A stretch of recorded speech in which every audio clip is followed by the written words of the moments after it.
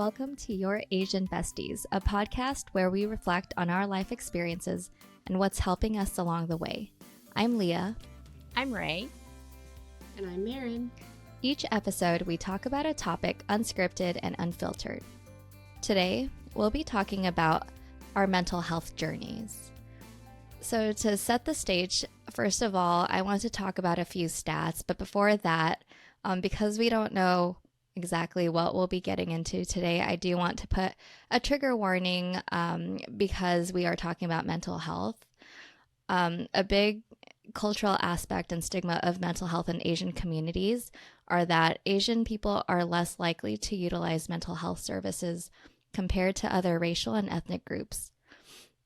In 2021, among adults with any mental illness in the past year, only 25% of Asian adults reported receiving mental health services, compared to 52% of white adults. Moreover, data show rising rates of suicide death among Asian and Pacific Islander adolescents, ages 12 and 17, or between ages 12 and 17, and suicides were the leading cause of death among Asian and Pacific Islander adolescents in 2020, and suicide death rates more than doubled among this population from 2010 to 2020. These stats are from KFF Health Policy Research. All right, so I'd like to start first by opening it up to each of us growing up. I know we all have varied experiences around this, and given the stats around the stigma of mental health in Asian communities, what was the perception of mental health for each of you when you were growing up? Marin, do you want to start? I mean, I don't think anyone talked about mental health. I was trying to think of, I think I was introduced to the concept maybe when I went into therapy when I was in college. That was my junior year because I was so burnt out on school and I started going for my perfectionism. That was like I don't know. It wasn't like a formal diagnosis, but yeah, I think what I hear is kind of common in a lot of Asian households is you don't really talk a lot about your emotions or your mental health. It's just kind of this idea that you power through things and you just work hard and you keep your head down. And to me, even though I, of course, had emotions, I felt like it was a very private thing that I would like put my little Walkman on with my emo music and I would, process my feelings at night, like in my bedroom alone. So it's not something that we openly talked about. And so, yeah, I mean, I think it's much more out in the open now, but growing up, I don't think there was really even a concept of it. Yeah, I was thinking about this actually. And what I realized is that in Asian cultures, there's a very big focus on collective health versus in Western cultures, it's focused on, I guess, individual health. And I think in Asian cultures, there's this idea that if you're carrying an emotional burden, that the people close to you and your community will share that burden with you. And so it's kind of like, oh, what are you struggling with? Oh, I'm struggling with this. And I mean, it's not spoken about like this. Everybody is kind of pulled into each other's dramas. And so everybody kind of knows what everybody is going through.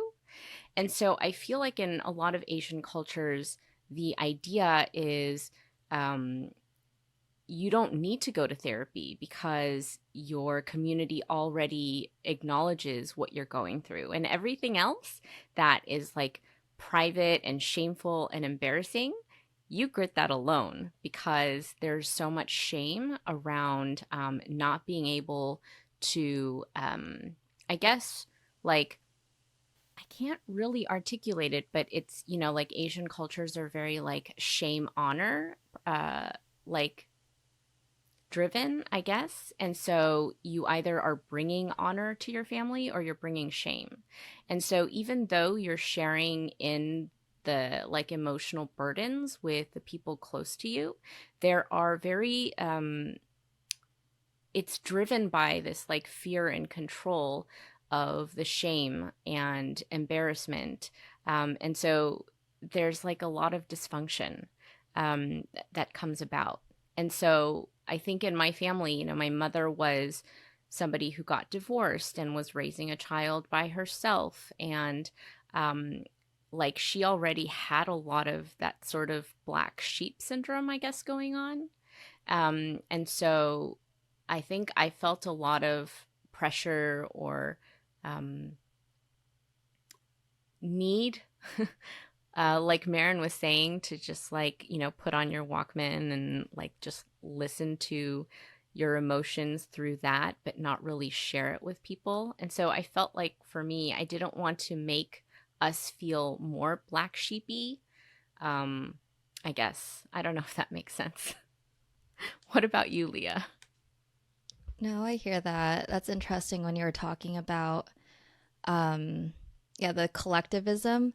I've talked about this in past episodes, but I was definitely, raised to be a good student, to go to college, and a lot of that was every success I had, every good grade I had, like for whatever reason, like I got a sense that like my parents, my mom especially, like that reflected on her too. And if I did good, she would want to brag about it and tell everyone, right? But the moment I did something wrong or made a mistake, right? Like I mean, like it's like she internalized that too. Yeah. And there were times, and I guess another notable moment, I remember, I guess like well, talking about adolescence, I guess hormones, like there was one time I remember just crying randomly, like feeling really sad and I couldn't pinpoint why. I was just like crying and my mom asked me like what was wrong. I was like, I don't know. And even today she still brings it up. She's like, yeah, like I don't know what you're crying about. Like, yeah, it was really weird. Like sometimes like when my kids, like cry or whatever, and she's like, yeah, your mom did that one time. Like she cried and didn't have a reason. And yeah, it was really weird. Wow. And it was, yeah, and it feels so harsh, but I feel like a lot of that's probably how she was raised too. And I've never talked about feelings with her. Mm. And I guess the one other, maybe I mentioned this previously, but whenever we'd get into an argument, she would give me a silent treatment for days. But then if she knew it was like her fault or like after I've apologized because my dad made me apologize, she'd buy me clothes and like leave it on my bed. Like that was her way of kind of bridging like that like okay, like you're forgiven, was to buy me stuff but never to actually say like I don't think she's ever really said she loved me. Like it's that, right? It's like she'll show me like through different ways, but not through like actual like emotions, I guess. And I think I've definitely like in my 20s and early 30s did a lot of reflection on how that's impacted my own relationships. Yeah, that is so. I can relate to that a lot. And I'm curious if this was similar with Marin. I feel like based on what she talked about and what I know about Marin's mom, I don't feel like this might have happened as much in your household.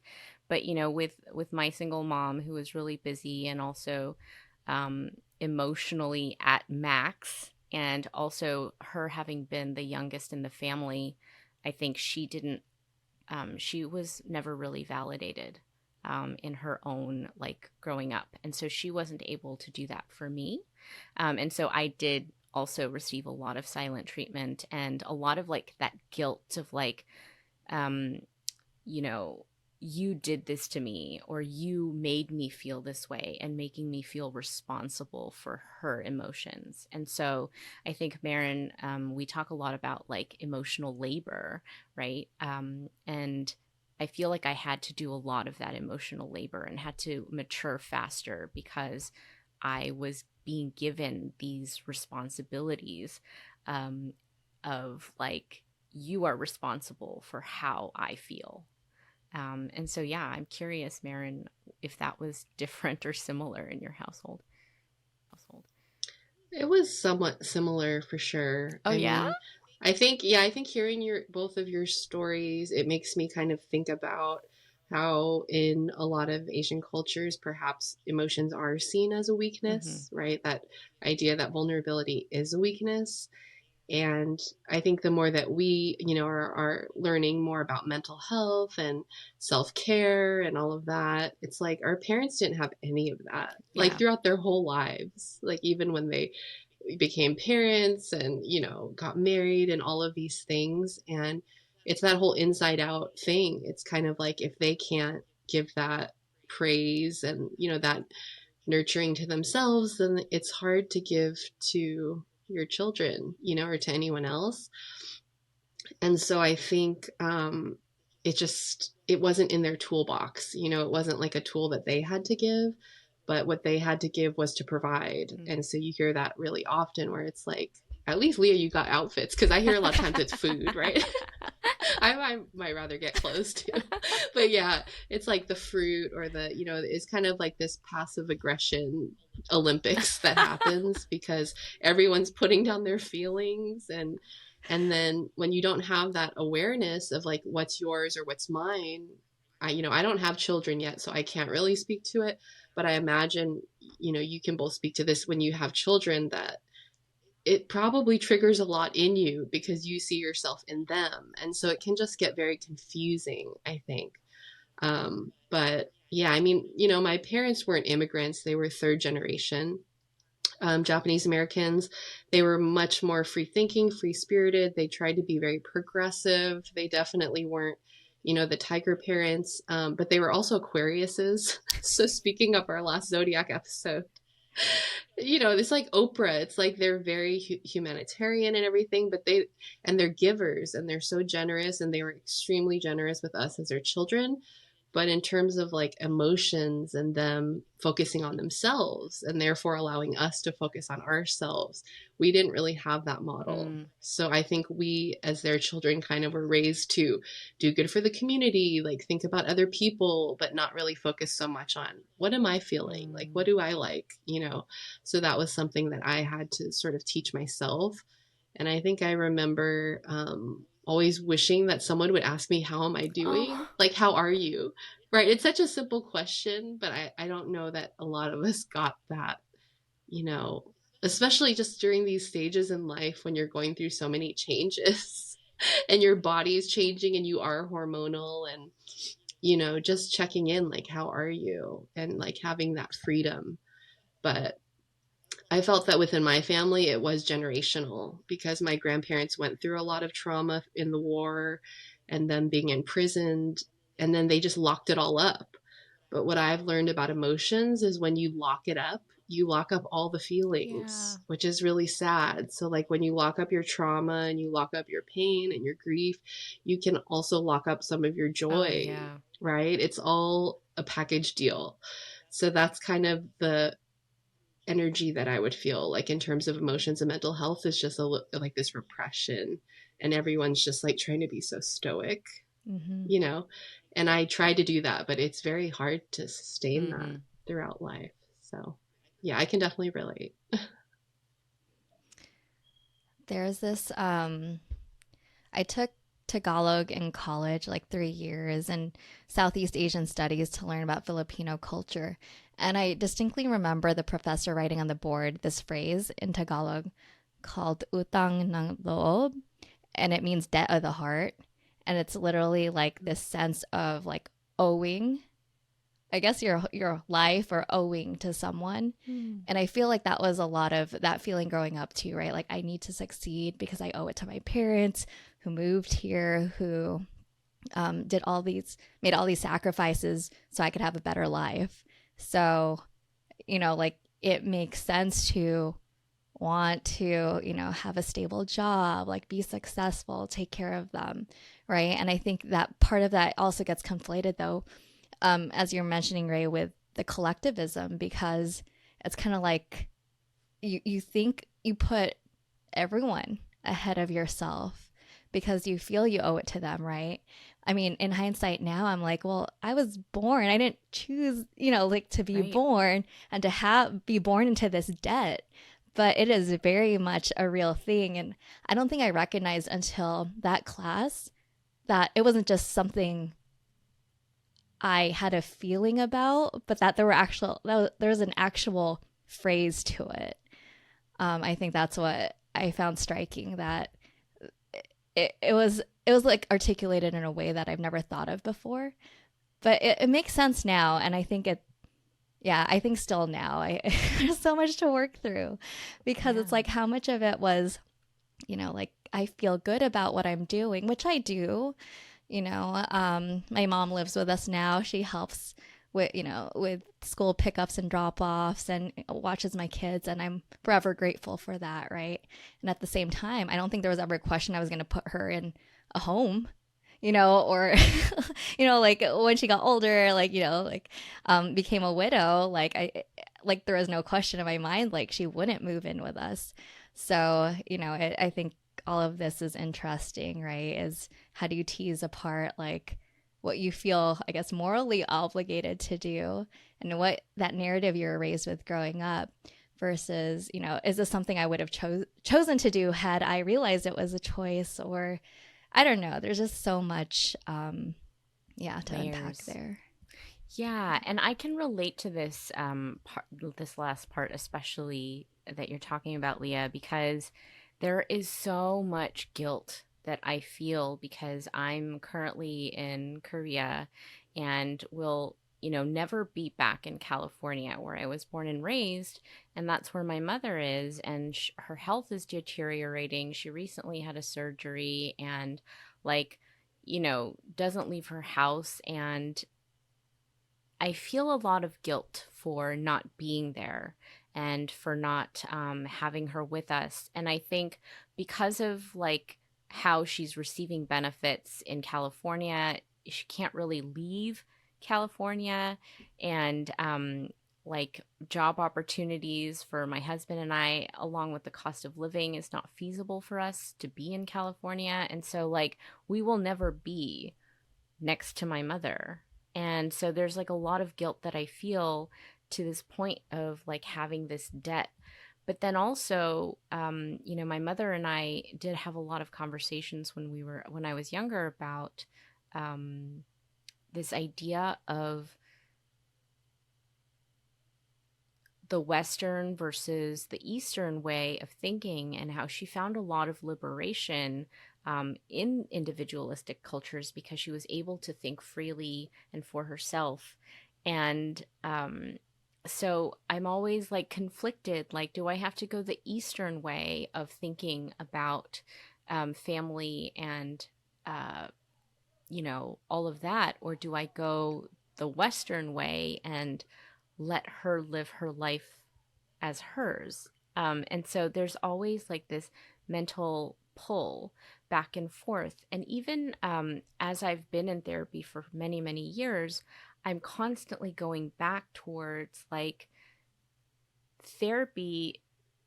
It's for me, but it's so much about pulling apart how I'm thinking, and it doesn't have anything to do with community. I talk about community and things like that come into what I talk about in therapy, but it's not a community-oriented framework, right? That is practiced in therapy. It's all about working through the knots that you have within yourself. And so, I'm kind of curious about how you guys are dealing with your emotions and how you separate yourself and community now. Is that question so broad? That's a hard question. Well, yeah, I think we are maybe the generation that's trying to reconcile those two things, of kind of our inheritance of the way that our parents dealt with things, and then maybe we're trying to carry on some of those same values or legacies, but then add something new. So I think it's something that we're redefining for ourselves. And I think we have to have a place in that, for it to be authentic. We have to consider ourselves and our own emotions. I think I'm trying to do that really. Like, it's kind of like taking a little bit of what my parents did. They were amazing parents. I think they went above and beyond in so many ways. And then maybe there was some needs that I felt like weren't met. And I don't think any parents are perfect, and I don't think any parents meet all the needs, you know? Like, you see those TV families, and sometimes I'm like, are there families really like that? Maybe there are, but I don't think there are any perfect families or any perfect way of parenting.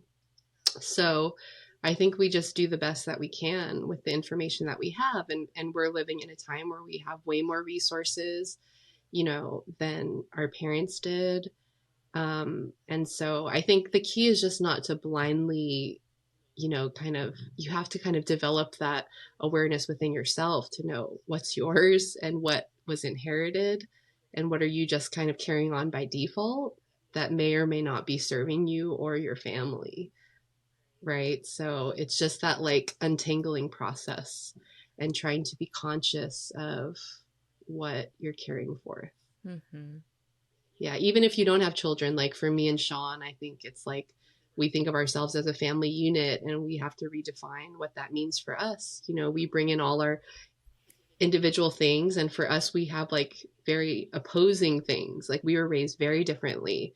And then how do we take this like big mess, basically untangle it and then figure out, yeah, what do we want, you know, to do for ourselves, what will serve us as a unit. So Yeah, for sure. What about you, Leah?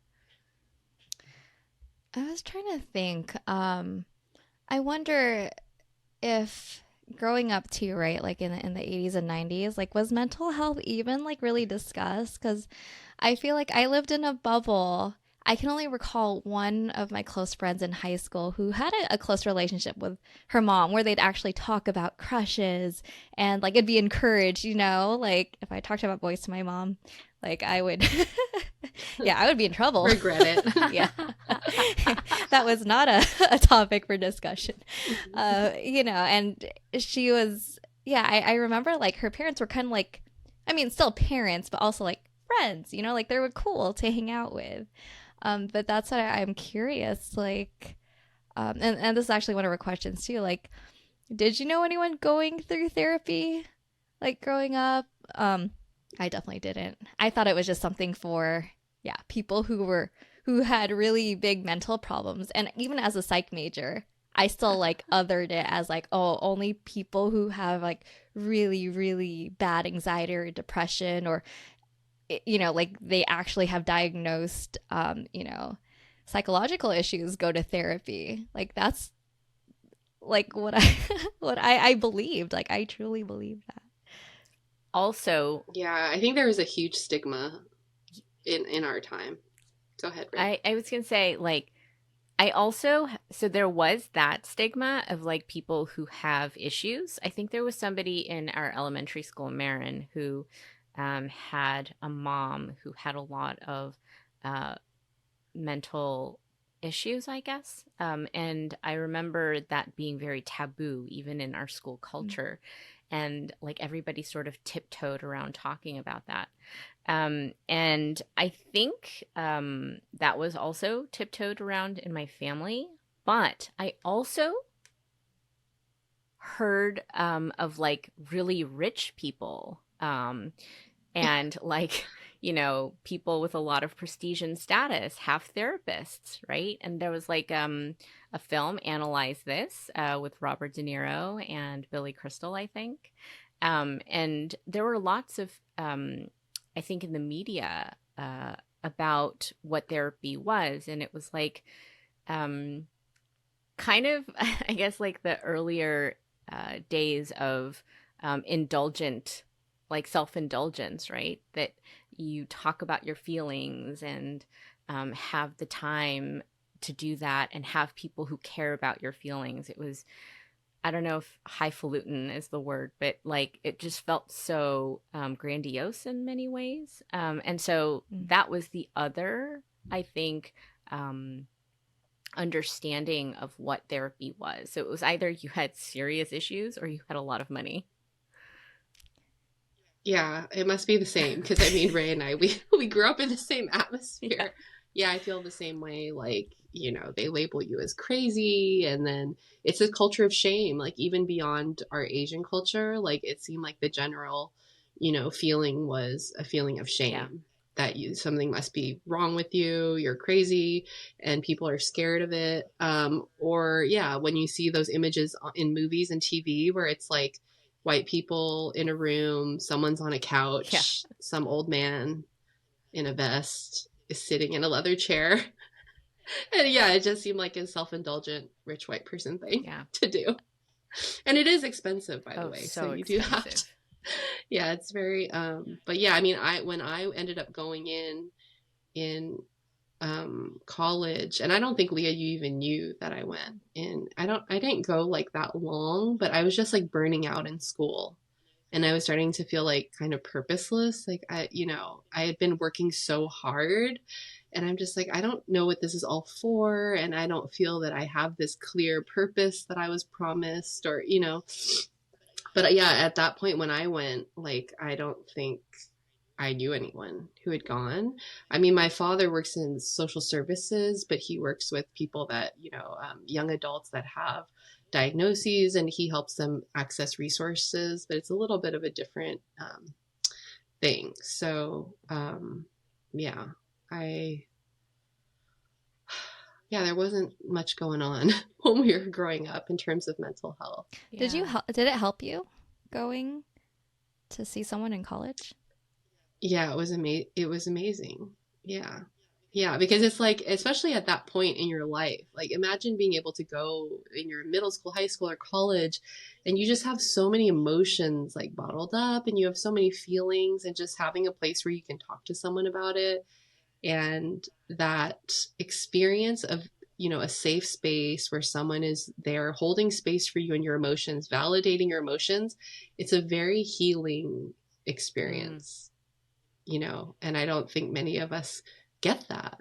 Like, even if we have really close friends and stuff, it's just the way that we grew up, it was very hard to be vulnerable, but even the first session, I was very like skeptical. I was very guarded because I just was not used to it. And I just showed up. I was like, I don't know, even know if I believe in this. Had an attitude, but over time I felt like she understood me, and it did help me a lot. That's great. Yeah. Yeah. Really What good. about you, Ray? Growing up, did you know anyone? Well, it sounds like you didn't, but I guess when did you become aware that therapy was something that could be helpful? So this is a really good question because I think in high school I had sort of an addiction problem to Scrabble. I mean, I was just, I'm sorry, I don't mean to laugh. You're a Scrabble-aholic. I could not get those images out of my mind. I was literally playing Scrabble by myself before I fell asleep, and I just was seeing these patterns, and it was getting really, really challenging. And even though I really enjoyed it and didn't mind it, it did feel problematic at some point. I do remember in high school seeking out the school psychologist, being like, I think I have an addiction problem.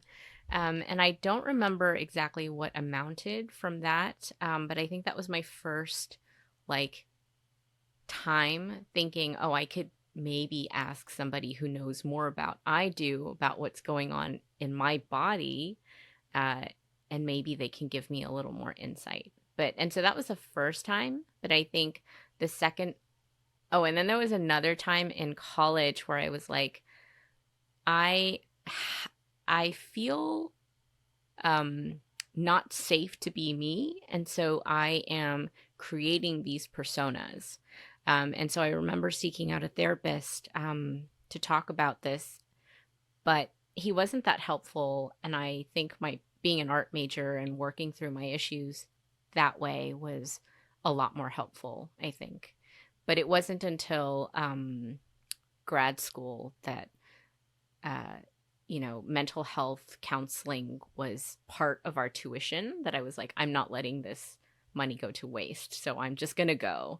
I'm not sure exactly what's going to amount to this, but I just started to go, and like you said, Marin, earlier, like having somebody to ask you, how are you? What are you thinking? How are you feeling? That felt really big. And I just remember getting out a lot of my tears um, those 2 years. And then, yeah. And then right before, like when the pandemic hit, that's when I started going to therapy every other week. And I haven't stopped since. Yeah, there's a lot of crying. Oh, yeah. When you first start, you're just like, I'm crying. I don't know why. I can't stop. At It's so true. least you get that tissue for free because you're paying enough. Oh my gosh, I know. What about you, Yeah. Leah? I think, Oh, sorry. yeah, Leah, have you gone? Yeah, so I'll tell you the first time I went was at my first job. They have employee assistance, an EAP program as a benefit. And this was like, yeah, I had a breaking down point. This was like in the middle of like the toxic relationship. I don't know what I want to do in my career kind of phase in my life. And, I was ready to try something new, but I only went to one session there because honestly, it really did feel like a very stereotypical, I sit down on a couch and just talk about myself for an hour, and I hated it because I wanted someone to give me feedback or get me going. And this person literally like said nothing helpful. And I was like, I'm not going back. That was a traumatic experience. So, so that was my first foray into it. And I was like, it's exactly what I pictured, and I hate it.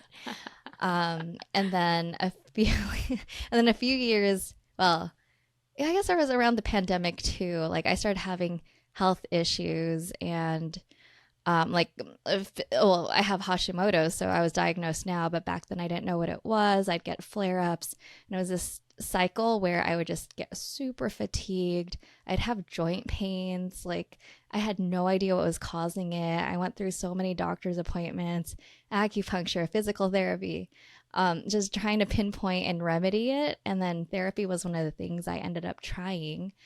And it was virtual because it was during the pandemic, but I did find a woman who, actually listened to me and, got me feeling unblocked about things. And I saw her for a good, I want to say like half a year, almost a year. And then I think it kind of got to the point where I like didn't know what to talk about anymore. I was like, I feel fine. Everything's great. Like, and it genuinely was.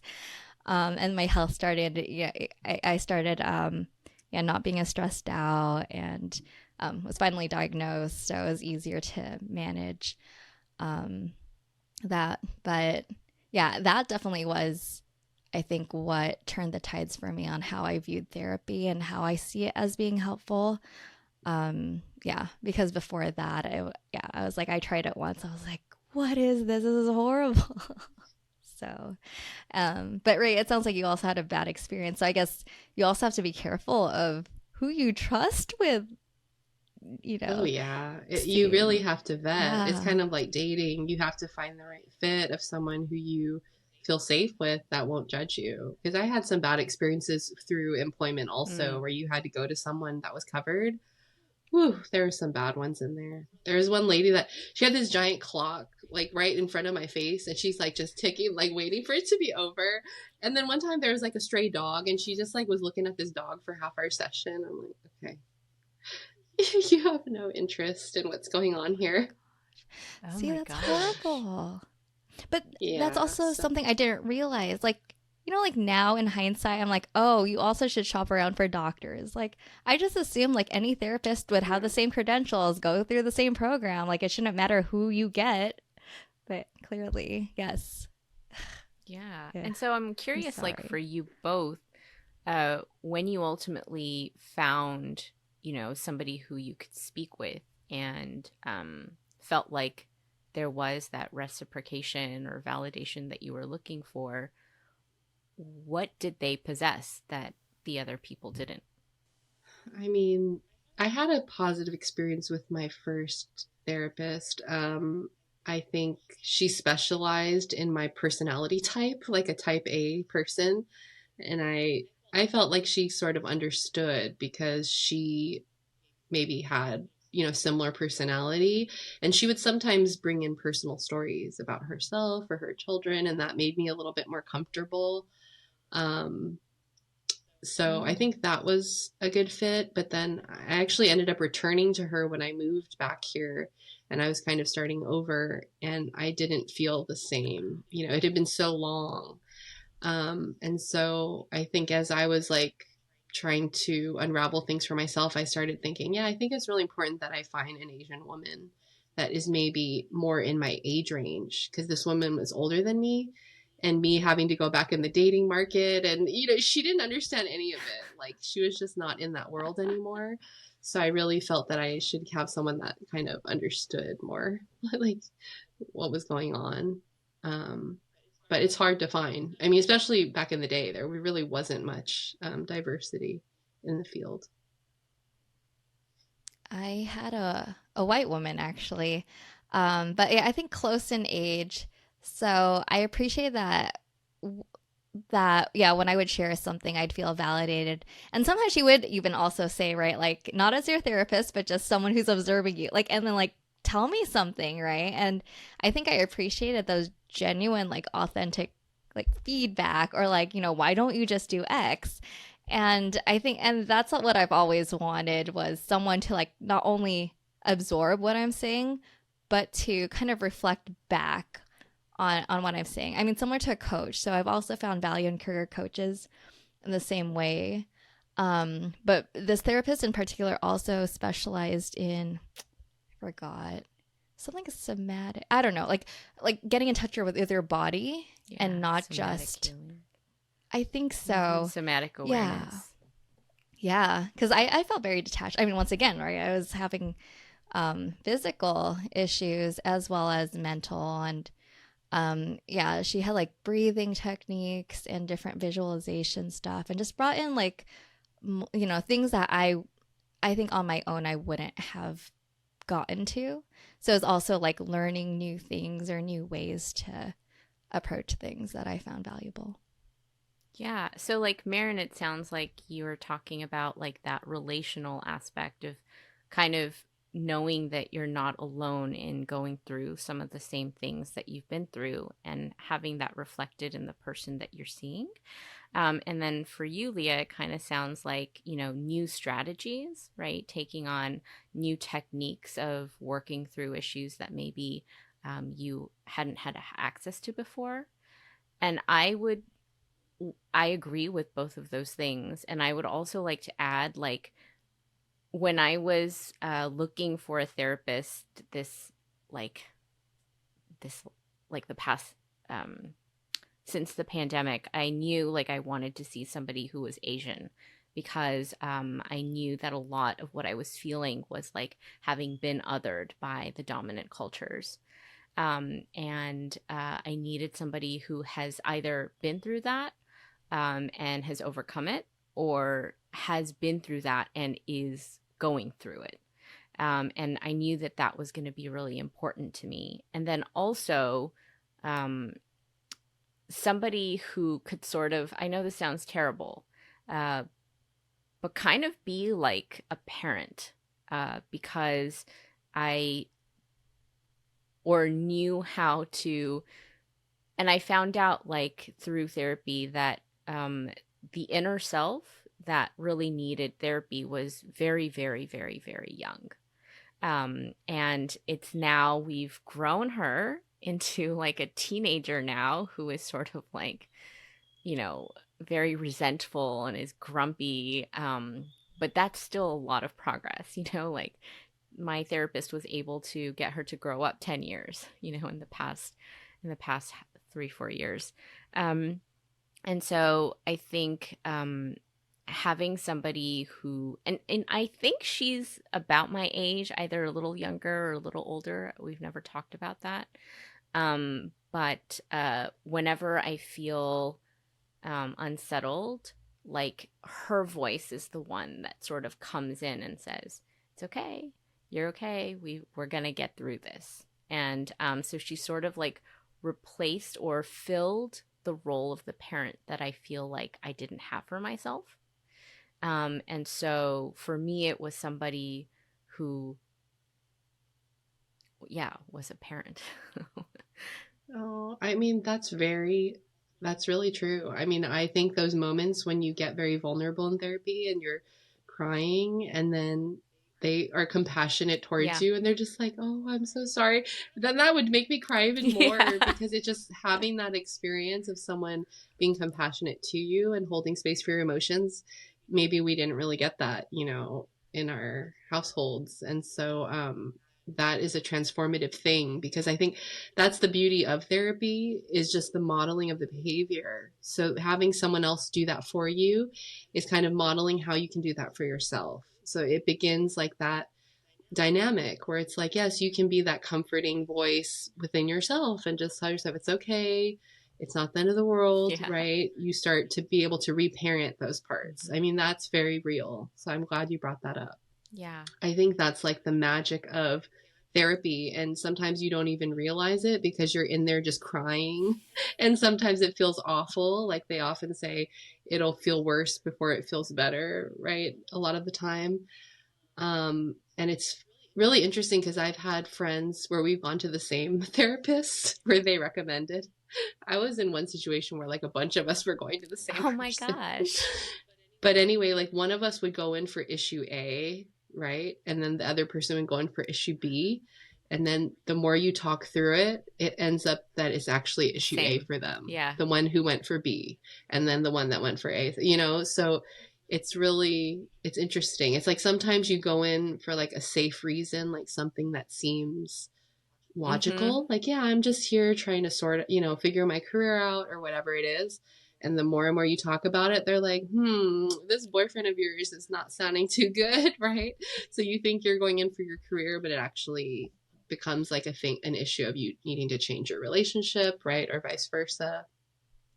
So it's just that dedicated space to explore and validate your feelings, whatever you can, however you can do that, right? And because not a lot of people have access to therapy, however you can do that. If you can do that for yourself, you can listen to podcasts, you can journal, you can listen to music, but just giving yourself that space, you can do that a lot through creativity as well.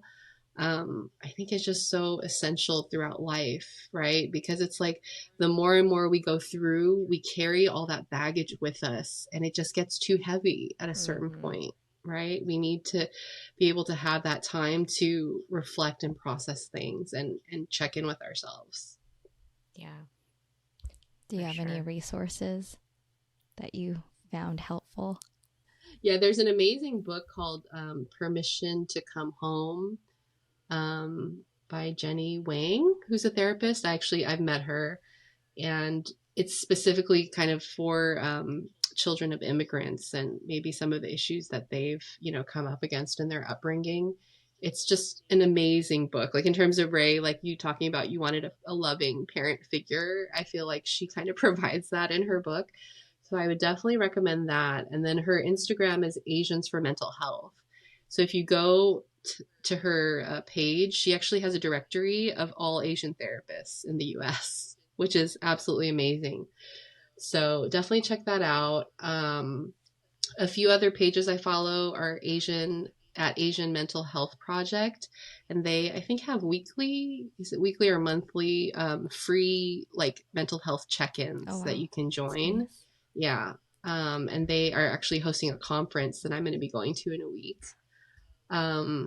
Another person I love is Alyssa Marie Wellness, Alyssa Marie Wellness. And then there's another one at Yellow Chair Collective. And I believe they have a podcast too. So those are just a few. But I feel like once you follow one, then you just follow the other ones that come up as the recommended. That's so cool. Yeah. There are quite a few. Also, I wanted to mention there's a book by Janice Webb, PhD, called Running on Empty. And that was actually recommended to me by her name is Nikki of 10. She's on Instagram, and she is a transracial, transnational adoptee. And she makes these wonderful drawings of her experiences, and she recommended that book. And so I was like, okay, well, I love her drawings and I love all the things that she's talking about. So why don't I go check it out? And so I was listening to the book, and there's the first part of the book, she goes over all the different ways that you could have been emotionally abandoned or neglected as a child. And she goes through like 12 different parental archetypes. And she even says in the book, like, oh, you might be listening, and you might think that's the type, but read all of them or listen to all of them, because there might be more than one archetype that fits your particular situation. And I was just like listening, and I was like, check, check, check, check. And it just kept going on. And I was like, oh my goodness. And that's when I started to connect why all of the strategies that my therapist was using with me was working, was because I was able to identify the different parts of myself that were not validated or, allowed to be me, or really allowed to have my own agency or live my life for me and not for other people. And so, yeah, lots of resources out there, and I really highly recommend that book. I need to read it. I signed up for her newsletter, and then I was just like, oh, I don't want to deal with this right now. But I think it's an important concept, like the emotional neglect, but emotional needs, and even emotional abuse or manipulation can also happen. And just seeing that as a real thing, like, mental health now, I think it's more in the zeitgeist, but they always say, it's the same. You have a broken arm, like, you should have compassion. You should go see the doctor. It's the same if you're struggling with your mental health. Everyone struggles with their mental health. There should be no shame around it, and it's just kind of like denying us as humans to think that we're just supposed to be just fully functioning, happy all the time, no matter what life throws at us. I mean, that makes no sense. Yeah. And to just figure it out on our own. That doesn't make any sense. Yeah, and I think it's also it's difficult, like I'm wondering for the two of you in terms of, looking at maybe, like some of the places that you wish you had more support, that some of your emotional needs were not filled by your parents. But, some parents, it's like you can still hold compassion for them. Yeah. It's like you're not saying that they're terrible parents. I mean, many parents these days have to work, you have multiple kids, and you're just trying to keep them fed, pay the bills, take them to their activity. You're trying to do your best. Yeah. But I mean, in terms of doing the emotional check-in, it's like many parents don't even have time to check in with themselves, let alone their children. Do you know what I mean? So I think just trying to put the shame, to the side in terms of thinking about our parents and ourselves. I mean, you both too, right? It's like, I'm sure becoming parents, you even have more compassion for your parents, right? In terms of how difficult it is. Like for when we're teenagers, we think, oh, you should have been doing everything and being perfect. But it's just like, they're just human, just like us. Yeah. So yeah, I just want to make that like a point that I hope that, people can really take their mental health seriously and nourish it in the same way that they do all other aspects, and that it's not like lesser on the scale, even though it's easy to drop on the priority list. Right. I just wanted to add one thing about the parent thing. And I think there was a point in therapy with my current therapist, who I've been seeing for almost 4 years now, where we realized, or I realized, because she's probably known all along, that I was constantly, the reason why I had so much, I mean, there were lots of reasons, but I think a very big, important reason why I really struggled with this piece with my mother was because society really sympathizes, I think, with like the single mother narrative, or with parents in general. Like, you should be grateful for everything that your parents did for you. Why can't you be grateful? And a lot of that kind of comes with the guilt and the resentment that you might have towards not having had parents who could validate you. And for me, it wasn't until I started having compassion for the child of that single mother, that I was actually able to have empathy for my mother. And so, yeah, so it's really important that before you do all the mental health and see, have compassion for your parents and things like that, you have to have compassion for yourself too, or at least first, to actually see that, maybe your parents did the best that they could, and all of those things. But I'm curious, I think, Leah, you were talking about that Tagalog phrase earlier that you shared with us, and I'm wondering how you think about that now, regarding like your own mental health and, the health, because now your mom lives with you. And so I'm wondering, has that relationship changed? And are you able to talk about boys, for example, now with your mom? Or We have I speak her language more now in terms of when we're cooking something for dinner, like, well, Kevin cooks, I don't, but I always remind Kevin to like make something for my mom or make sure we have enough to always give her food, because she's always stated like, oh, I hate my own cooking, I get so bored of it, and I'm only cooking for myself, right? And it doesn't make sense. I mean, we're cooking for a whole family, what's one more serving? So I think it's similar to the getting clothes growing up, whatnot, right? It's always like just offering like, hey, do you want like some of what we cook tonight?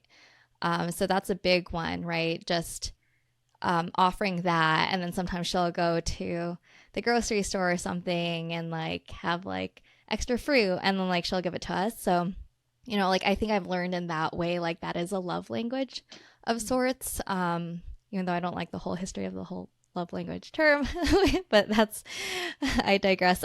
So doing things like that, and then encouraging my kids at least once a day to just like, hey, go say hi to your grandma, like, cause she loves them. She definitely shows them affection more than she showed me. Which, it's kind of like, ouch. And also like, but I'm grateful for her being able to express that with them. She says more words of kindness to them than she has to me.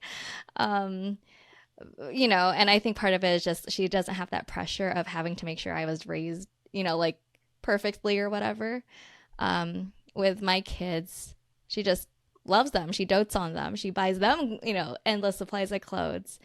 So I think that's a big piece of it. And then what I found for my own mental health with my kids is to make sure I express affection to them. So every morning, my alarm rings at 6, and they know they get like 15 minutes to like just cuddle with me in bed. Aww. So we do that, and I ask them if they dreamt about anything, and we go over like plans for the day, what's happening after school, and just to have conversations. And then this morning, I'll tell you, my heart broke because for whatever reason, I could tell my daughter, my 7-year-old, was kind of bummed on the way to school, and her eyes were pretty glossy. And then my son, like just, I dropped him off, in the drop-off line, and my daughter wasn't leaving the car, and she started tearing up, and the same reason, she couldn't articulate why. And I definitely held space and compassion. Granted, there's like a bunch of cars behind me. I'm like, you have to go. And also, can you tell me what's wrong? Right. And it's also that fine balance of like, do I drop her off? Do I keep her with me? Like, my heart hurt. She ended up leaving the car, and I was encouraging her, go to the bathroom if you need to wipe your tears. But yeah, I thought about it all day. Like, did I make the right decision? Did I make her do something? Why didn't she feel comfortable sharing with me? Maybe she just couldn't articulate it either, and that's okay too. And then I picked her up, and she was lit up again. She's like, Mommy, I feel better. My best friend is getting a puppy later today, and that cheered me up. And I'm like, and it's one of those things where you just don't know. Every decision you make could, is this like going to traumatize her or whatnot, and yeah, I thought about it all day, and, I can't say, right? Like, I mean, same thing, like with our parents. You don't know what's right or wrong. You're just doing the best you can. And I really had to trust myself, like, if she wasn't doing so good, the teacher would, like send her home, right? And yeah, but I think that's life. That's a lot of micro decisions, a lot of, yeah, I think trying to be better, trying to know or set the intention at least for, what you want. I mean, like, yeah, being a parent, right? Being a parent to yourself, knowing what you have control over and what you don't. And then also encouraging your kids, right, to be able to have that agency. Like, sometimes you have to do something you don't want, but if it gets really bad, you also have a way out, right? So I try and explain that to them too, right? Like, I'm sending you to school today, but, like if something goes really wrong, like you can always tell your teacher.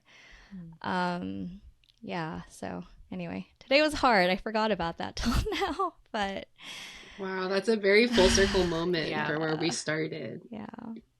And I think I can't speak because I don't have children, but my therapist did tell me that there was studies done that some of the most well-adjusted children, the main thing is that, even when they're babies, right, that, they're hungry, they're tired, the one thing was not that the parent always perfectly met their need.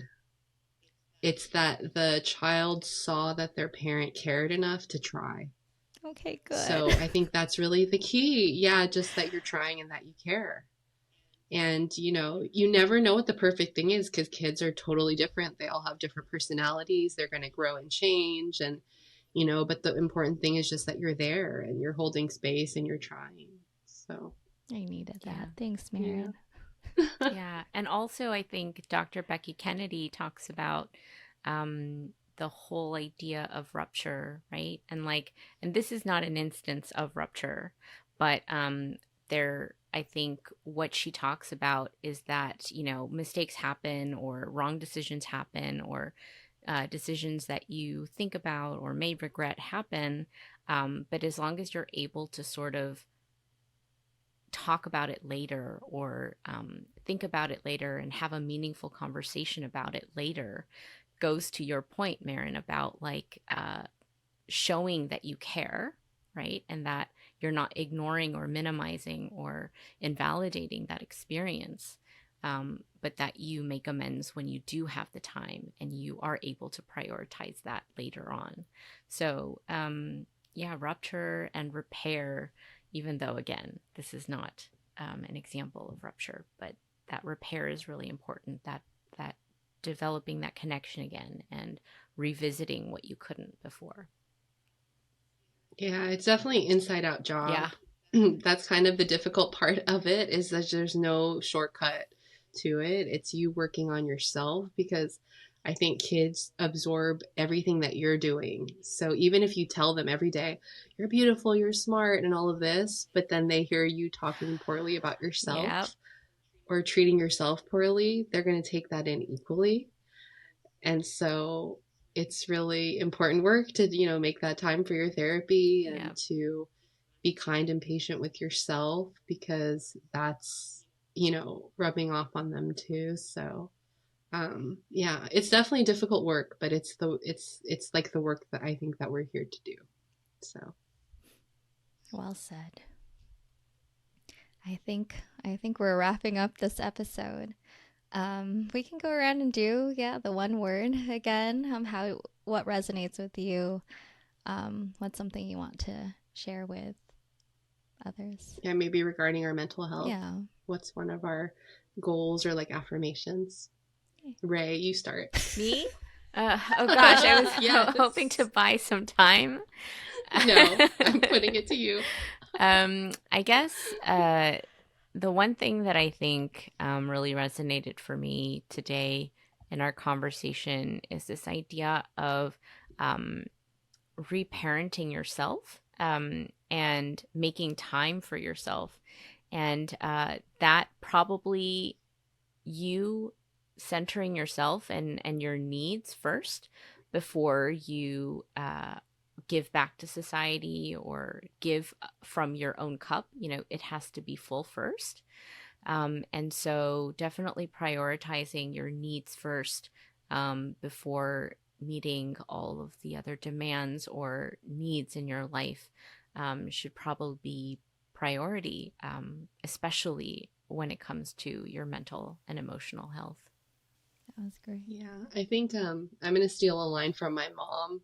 I think she wrote this in terms of like her vision for the world in her classroom when she was a teacher, but she just talked about like wanting to live in a world where everyone could be their perfectly imperfect selves. So I think that's been my mental health journey as someone who is very type A and always wanting to be a perfectionist. Yeah. And I remember my therapist once told me like, Marin, you can never be like the most attractive, smartest, blah, blah, blah person. And I was so offended. I'm like, yes, I am. Like, I'm going to try and I'm going to be that person. But, just to allow my humanity and to be imperfect, but that is authentic and perfect to me. Right. So I would say that. I think I'll close it off by two things. Yeah. Just to hold space, both for yourself and for those around you, to always check in and, ask yourself how you're doing. Even if no one else out loud asks how you're doing, validate that for yourself when you can. And then, like I said, I try and do that with my kids as well. I'm blanking on the other one now, but hold space. That's a good one. Yeah. That's important. Yeah, that's really important. Oh, and yeah, that there are no wrong decisions, Marin. I want to echo you for all the parents out there struggling, whether you made the right decision or not, as long as you show you care and set that intention. Yes, you can't go wrong. And also to, last thing, to make sure that you surround yourself with people like Marin and Leah, who make you feel like you can be yourself and to be in partnership with that support. So thank you, ladies. Thank you. Thank you. Oh, I'm so glad to be on this journey with you all. Same. If you haven't already, follow us at Your Asian Besties on social media and subscribe on Spotify, Apple Podcasts, or your favorite listening app. Thanks for listening. Bye. Bye. Bye. Oh my gosh, sorry, I butchered that towards the end. I started getting nervous, and then I was like, oh boy. I was just trying not to cough the whole time. And you can.